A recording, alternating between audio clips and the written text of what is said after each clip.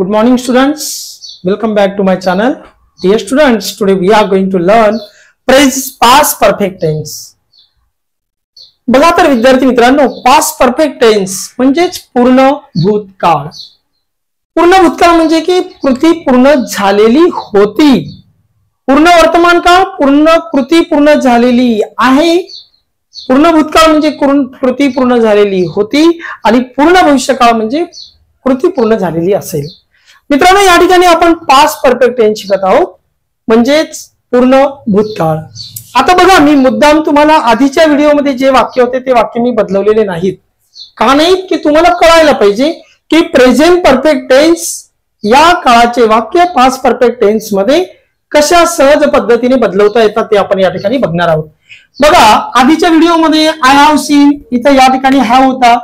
तुम्ही ऑलरेडी जर पहिला व्हिडिओ बघितला तर तुम्हाला कळेल हे सगळे हॅवचे मुलं आहेत म्हणून हॅव, आणि हे सर्व हॅजचे मुलं आहेत आणि म्हणून या ठिकाणी आपला प्रत्येक वाक्यामध्ये तुम्हाला या ठिकाणी हॅज दिसेल आणि या ठिकाणी प्रत्येक कर्त्याच्या नंतर तुम्हाला हॅव दिसेल. कारण आय, वी, यू, दे आणि अनेकवचनी नाम हे हॅवचे मुलं आहेत.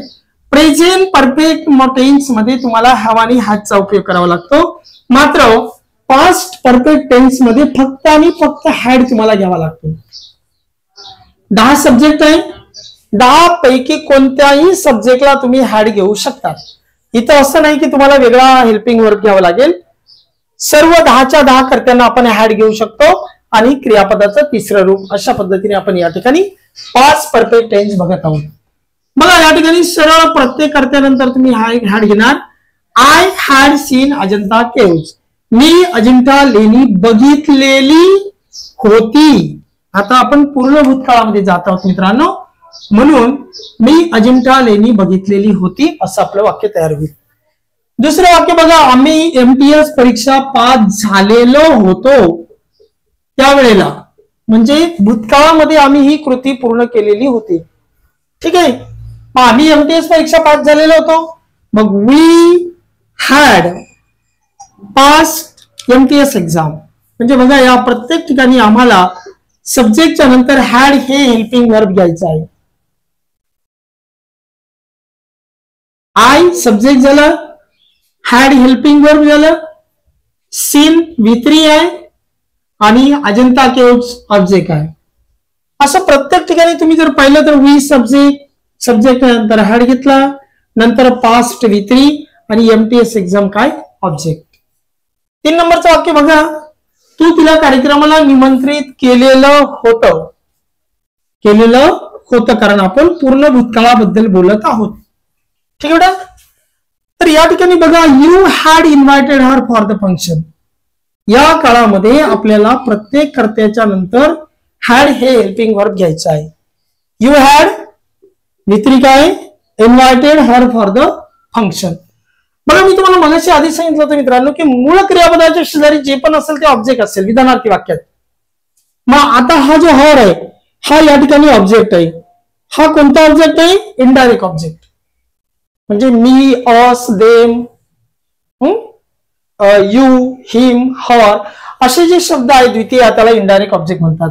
इनडायरेक्ट ऑब्जेक्टची अजून एक व्याख्या मी अशी बनवलेली आहे, मूळ क्रियापदाच्या शेजारी आलेल्या द्वितीयेला इनडायरेक्ट ऑब्जेक्ट असे म्हणतात.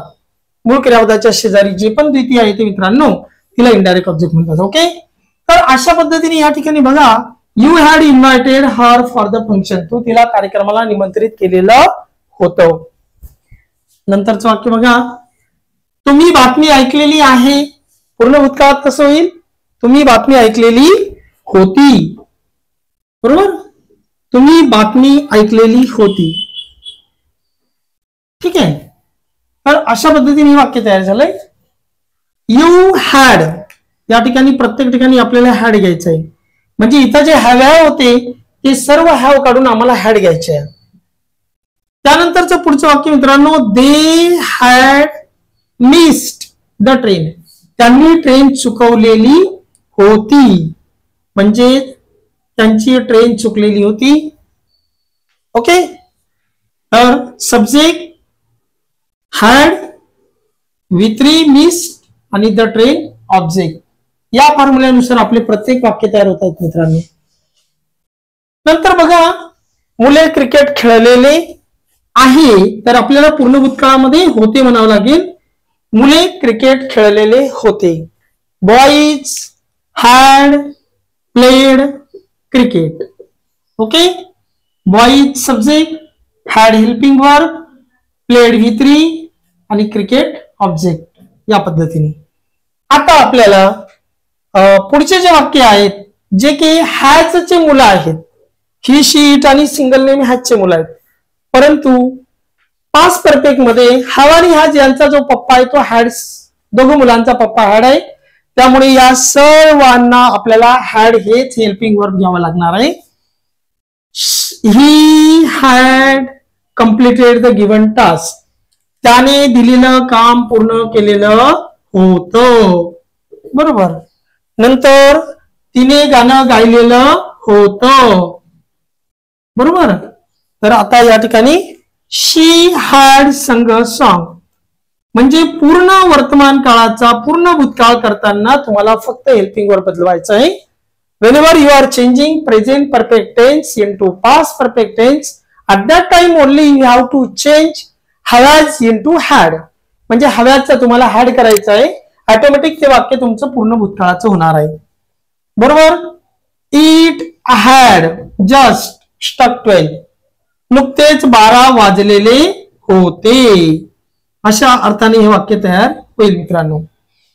सिमरनने अगोदरच फी जमा केलेली होती. म्हणजे आपण पूर्ण भूतकाळामध्ये पास्ट परफेक्ट मध्ये वाक्य बनवत आहोत. Simran had already paid the fees.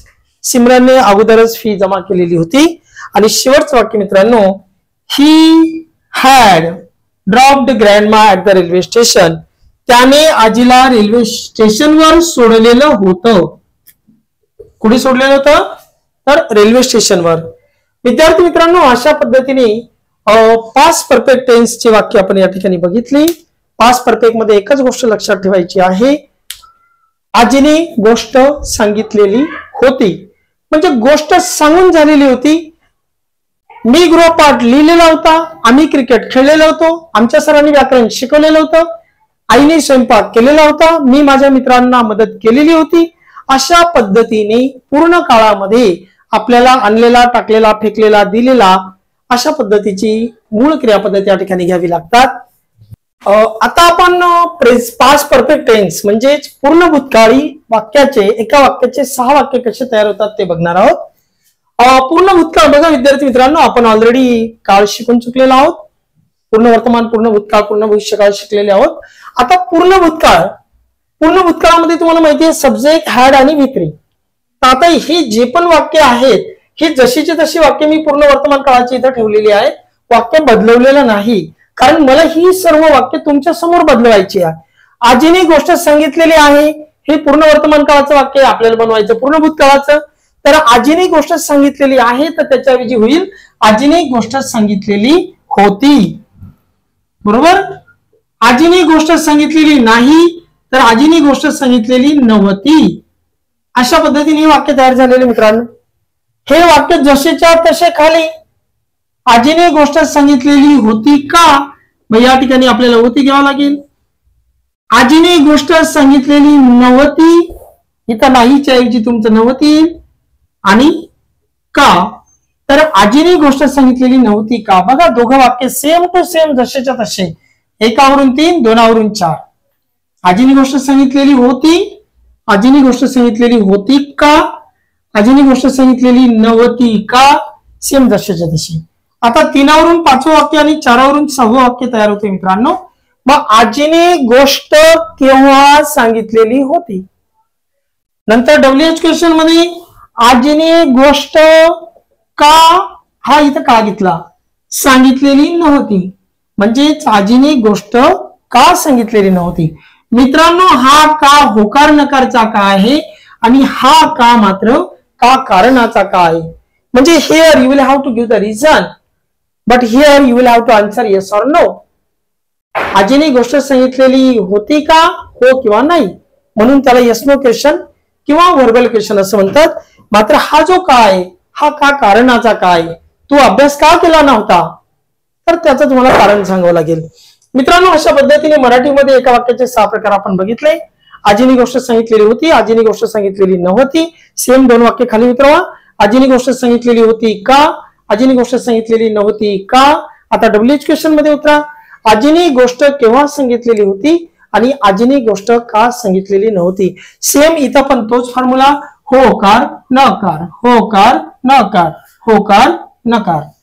म्हणजे एकाचे 6 वाक्य बनवताना तुम्ही ही सिक्वेन्स लक्षात ठेवा की होकार नकार, होकार नकार, होकार नकार. मित्रांनो, आता आपण इंग्रजीमध्ये बघा प्रेझेंट परफेक्ट टेन्स ला आपण पास्ट परफेक्ट बनवत आहोत. आता जिथं पण तुम्हाला हॅव किंवा हॅज आढळेल, आता या वाक्यामध्ये सगळीकडे हॅज आहे का, तर ग्रँडमदर आहे. पण या ठिकाणी ग्रँडमदरच्या ऐवजी जर का समजा वी राहिला असता तर we have told a story असं तिथं राहिलं असतं. थोडक्यात हॅव हॅज काढून तुम्हाला त्या ठिकाणी हॅड यूज करायचा आहे, म्हणजे तुमचा पूर्ण भूतकाळ तो झालेला असेल. मग grandma had told a story, हेच वाक्य ग्रँडमा हॅड नॉट. बघा वाक्य बदलवलेलं नाही मुद्दाम. Grandma had not told a story. आजीने गोष्ट सांगितलेली होती, आजीने गोष्ट सांगितलेली नव्हती. सेम आता या पहिल्या वाक्यावरून तिसरं वाक्य तयार होईल. हॅड 1 नंबरला घेणार, ग्रँडमदर 2 नंबरला घेणार. बघा मी या ठिकाणी आता हा हॅड 1 नंबरला आला बघा, म्हणजे इथं आपण हॅड घेणार. नंतर हा ग्रँडमदर 2 नंबरला. मग had grandma told a story, had grandma told a story. Same हा हॅड नॉट आहे, या हॅड नॉटला पुढे आणताना हॅडंट करावं लागेल. बघा इथं आधी हॅज होता, त्या हॅजचा फक्त आपल्याला हॅड करावं लागेल, म्हणजे हॅडंट व्हावं लागेल. तर या ठिकाणी बघा हॅडंट 1 नंबर, ग्रँडमा 2 नंबर, उरलेला पार्ट 3 नंबर. 2वरून 4थं वाक्य ऑटोमॅटिक तयार झालं. Hadn't grandma told a story. बघा या ठिकाणी hadn't grandma told a story. Verbal question 2 तयार झाले असर्टिव्ह वाक्यावरून. कोणत्या वाक्यावरून? असर्टिव्ह म्हणजे विधानार्थी वाक्य. विधानार्थी वाक्य होकार, विधानार्थी वाक्य नकार. विधानार्थी वाक्य व्हर्बल क्वेश्चन होकार, नाही सॉरी, व्हर्बल क्वेश्चन होकारार्थी, व्हर्बल क्वेश्चन नकारार्थी. WH क्वेश्चन होकारार्थी, WH क्वेश्चन नकारार्थी. आता मित्रांनो तुम्हाला या 3 नंबरच्या वाक्यावरून 5वं वाक्य आणि 4 नंबरच्या वाक्यावरून 6वं वाक्य. Sequence is the same. First of all, you will have to pay attention very carefully whenever you are going to make a WH question, whatever may be the WH question. First, we will have to take a WH word, and after that, we have to add all the verbal questions as it is. म्हणजे WH question नंतर जो भी verbal question आहे तुम्ही जसाच्या तसा त्या ठिकाणी त्याला ऍड करू शकतात, प्लस करू शकतात. हा, आता इथं जिथं जिथं हॅज आहे तिथे तिथं तुम्हाला हॅड करावं लागेल. मग आता बघा ही वाक्य पण कसं तयार होईल. Had grandma not told a story. म्हणजे थोडक्यात बघा निगेटिव्ह वाक्य बनवताना तुम्ही hadn't grandma told a story किंवा मग had grandma not told a story, तर मग हे had grandma not told a story. Okay मित्रांनो, इतकं कळलं. आता बघा आजीने गोष्ट केव्हा सांगितलेली होती असं आपल्याला करायचं आहे. मग केव्हाला कोणता शब्द घेईल. आता जिथं जिथं हॅज आहे तिथं तिथं मी तुम्हाला काय म्हटलं की पूर्ण भूतकाळ करायचं ना आपल्याला, मग हॅड घ्यावं लागेल. मग आता बघा वेन नंतर तिसरं वाक्य जसंच्या तसं. बघा Wien had grandma told a story. नंतर आजीने गोष्ट का सांगितलेली नव्हती, हा काचा वाय घेतला आणि हे 4थं वाक्य जसंच्या तसं. मग Y hadn't, Y hadn't grandma told a story. आता इथं जे 8 वाक्य दिलंय त्याला पण तुम्ही सेम तसंच करू शकता मित्रांनो. Y had grandma not told a story. अशा पद्धतीने म्हणजे तुम्ही हे जे WH शब्द आहे या WH तिसऱ्या वाक्य म्हणजे WH शब्दाला तिसरं वाक्य जोडलं म्हणजे तुमचा WH क्वेश्चन तयार झाला. या WH शब्दाला 4थं वाक्य जोडलं म्हणजे हा WH क्वेश्चन तयार झाला. विद्यार्थी मित्रांनो, या ठिकाणी आपण पास्ट परफेक्ट टेन्सच्या एका वाक्याचे 6 वाक्य कसे तयार होतात ते आपण या व्हिडिओमध्ये बघितलं. काळजीपूर्वक अभ्यास करा. ओके, बेस्ट लक.